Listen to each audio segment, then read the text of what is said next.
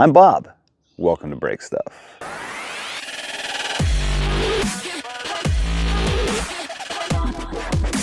Today we're just going to touch on one of the most frequent questions we receive from people that are considering Gideon Optics. Will it hold up to my 12 gauge? What you're about to see looks pretty ridiculous, but I believe is a very efficient method of accomplishing our goal. So what we've got here today is the Black Aces Tactical Pro Bullpup with an advocate, a mediator, a judge, a rock, an alpha, and an omega. To answer your first question, no.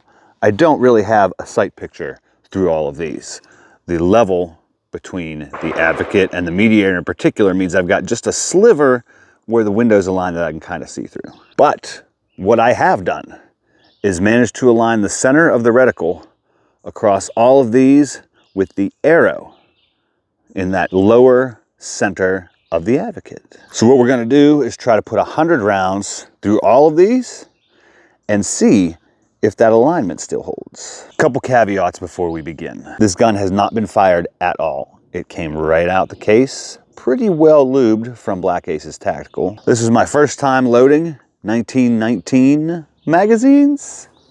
That's kind of a pain in the butt, so I will have to stop at least once to sit and pop 50 more rounds into the 220 rounds and a couple 5-round magazines that we have. And if you're going to put an optic on a shotgun like this, where the stock is right in line with a Picatinny rail, I would put it on a riser, right? I'm going to look a little weird trying to tuck down to see those lights to get through there.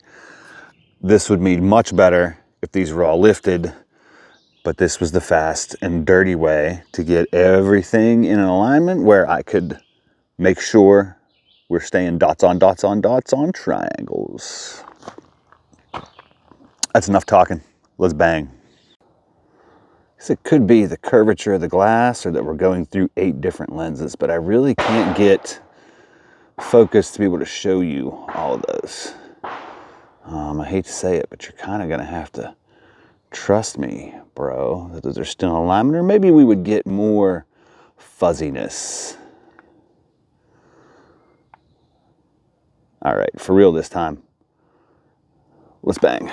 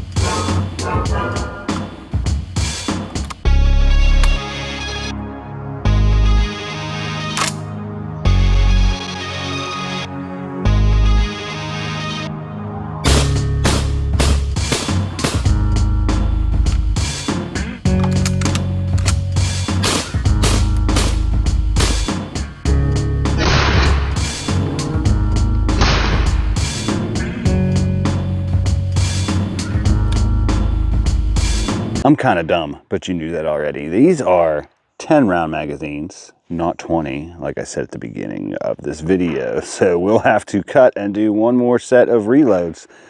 And I love loading magazines, especially 1919s.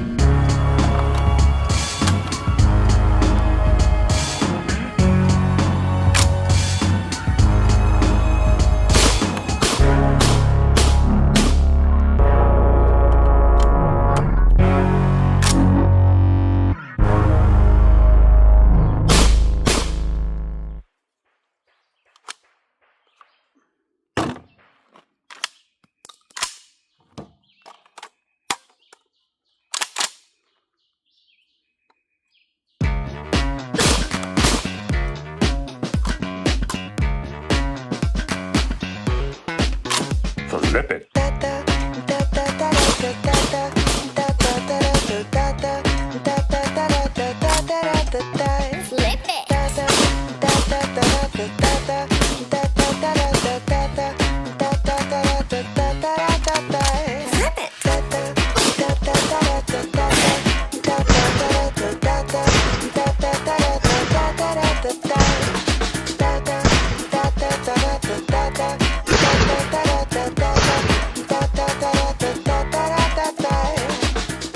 Before we bang out these last 5 mags, I think we've learned some valuable lessons today. One, we've proven what you should already know, that anytime you come into possession of a firearm, you should clean it, lube it, inspect it to make sure it's in good working order.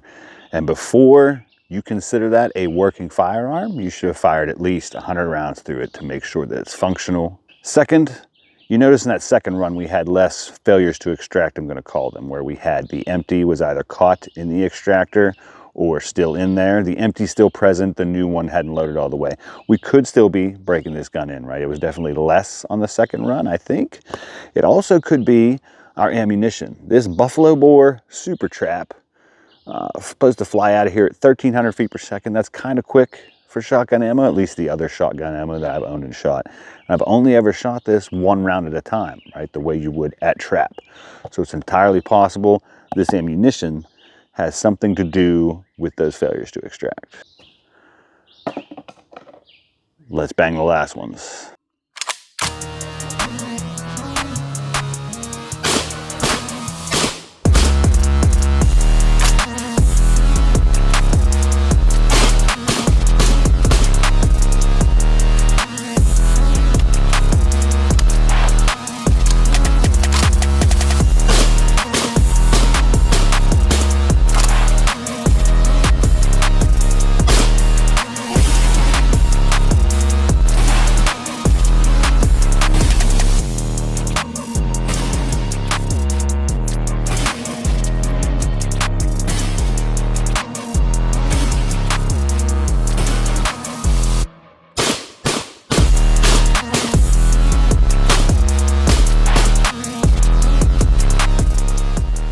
By my count, we lost 9 or 10 soldiers. Failures to extract, rounds I didn't want to put back in there because it got chewed up on the front.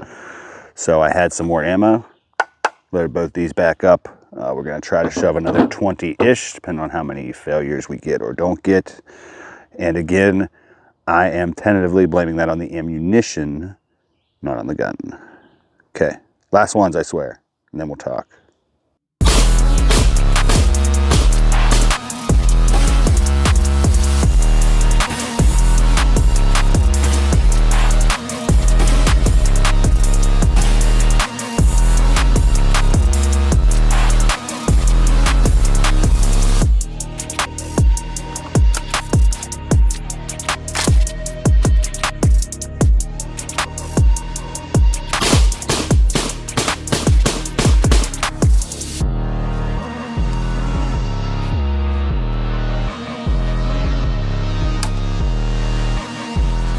The big conclusion, none of the reticles moved at all. We've still got a dot on a dot. Some of them are circles, but you get it, dot on dot on dot.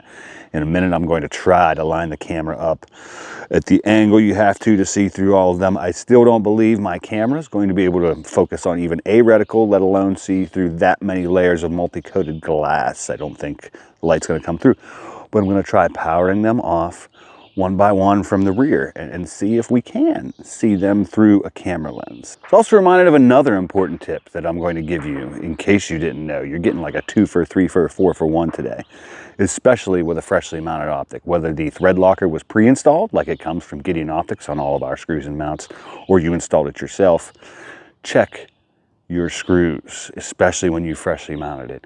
No matter whether you think you've got the perfect torque value or not, one of them may back out. Out of all these optics, I lost one screw. The Omega right side mounting screw popped off. It's not loosened, the other one stayed in, but I should have been paying attention to that. I should be checking at least once a mag to make sure that my screws are staying in. That's it, great success. Over 100 rounds.